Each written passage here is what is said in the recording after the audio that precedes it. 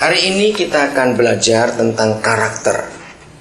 Mengapa karakter itu penting dalam kehidupan kita?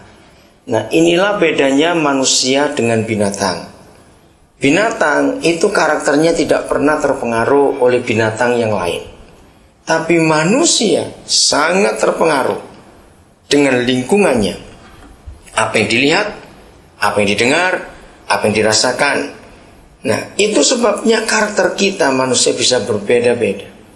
Nah, sejak awal Tuhan Yesus sudah menekankan akan hal ini.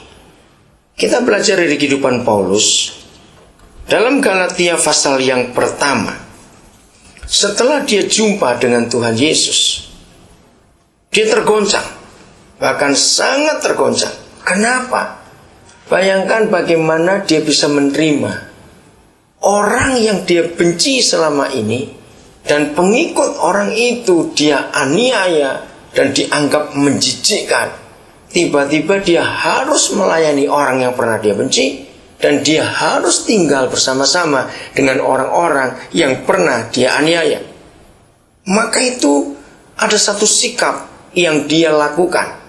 Kita lihat dalam Galatia pasal yang pertama, ayat yang ke-15 mulai.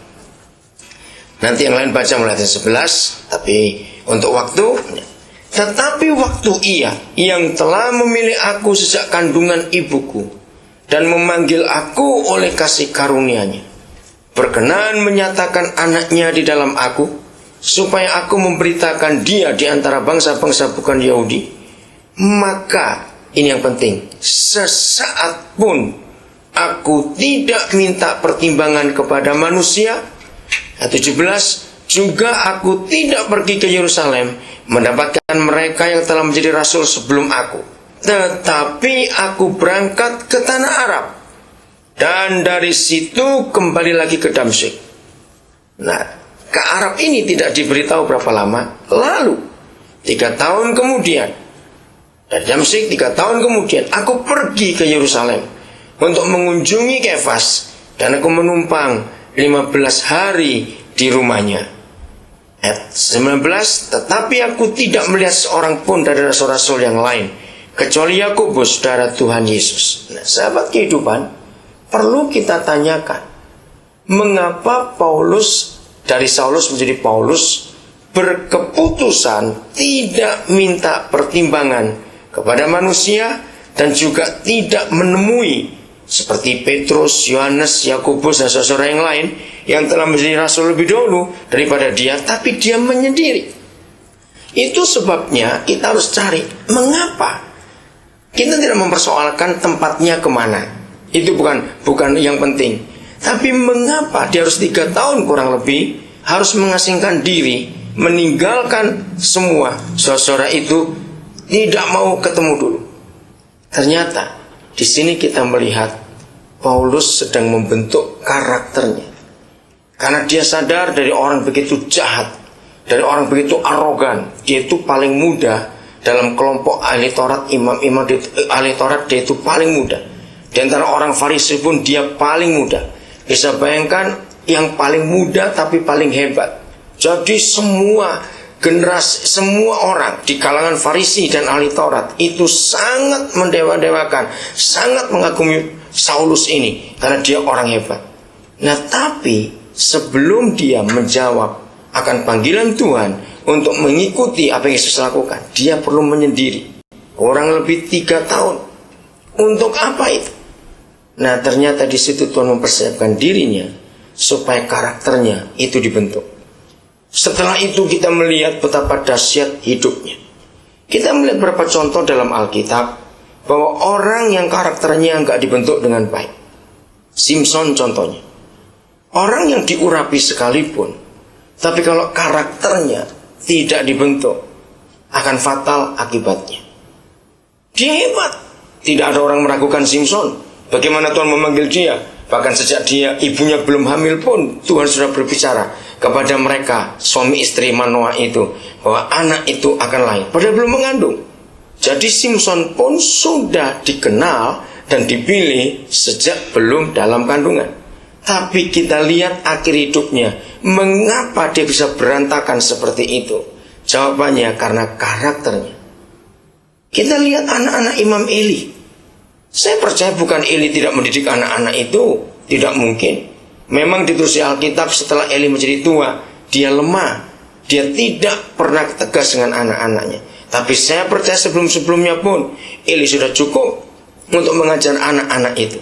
Tapi kenapa pada akhirnya seperti itu? Karena kita tahu dalam pergaulannya, baik Simpson maupun anak-anak Imam Eli salah dalam pergaulan itu. Itu sebabnya sahabat kehidupan, pembentukan karakter kita itu sangat penting. Nah, kita kan lihat dulu kata karakter.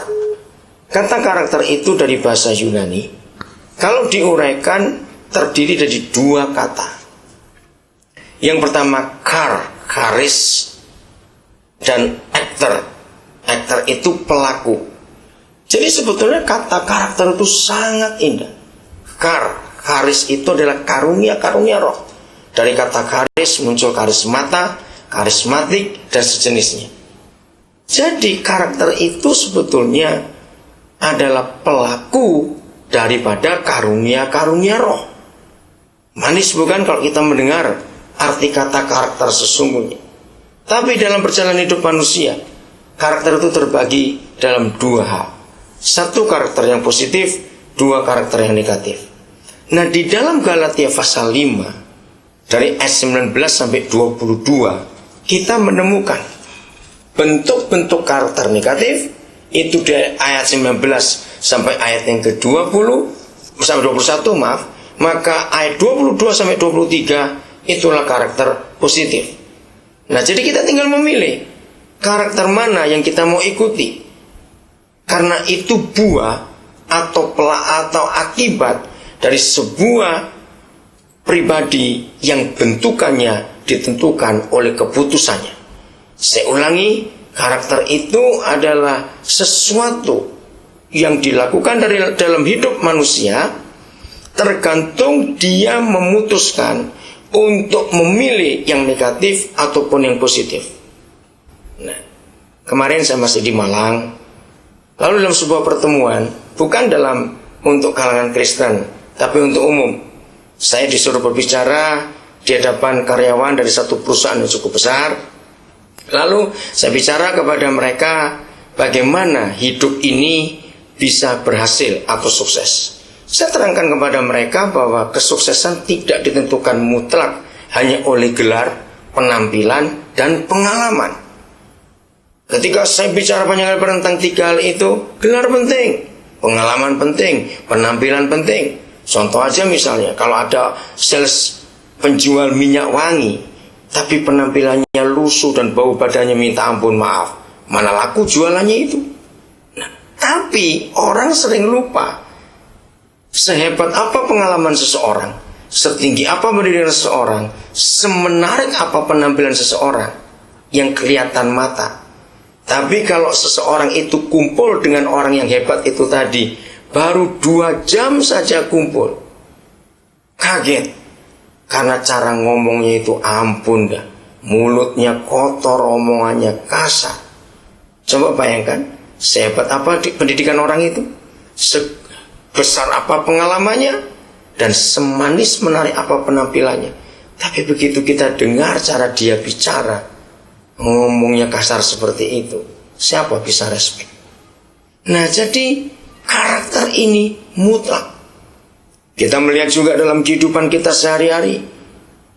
Berapa kali kita ketemu orang sepintas, orang itu luar biasa secara penampilan, secara kita lihat semuanya. Tapi begitu kita bergaul dengan mereka atau dia, berapa saat saja, mungkin bisa berapa jam, mungkin bisa berapa hari, wah, ternyata dia adalah orang, misalnya dia seorang suami yang gak bisa setia pada istrinya, misalnya. Nah, di situ kita bisa melihat bahwa penampilan saja, kelengkapan hidup saja, seperti gelar, pengalaman, dan semuanya itu, ternyata tidak bisa menjamin kalau tidak diimbangi dengan karakter yang benar, pelaku dari karismanya dalam hidupnya itu. Nah, ini semua adalah pilihan. Karena kalau kita memilih salah, maka kita akan jadi salah juga. Dalam diskusi kemarin,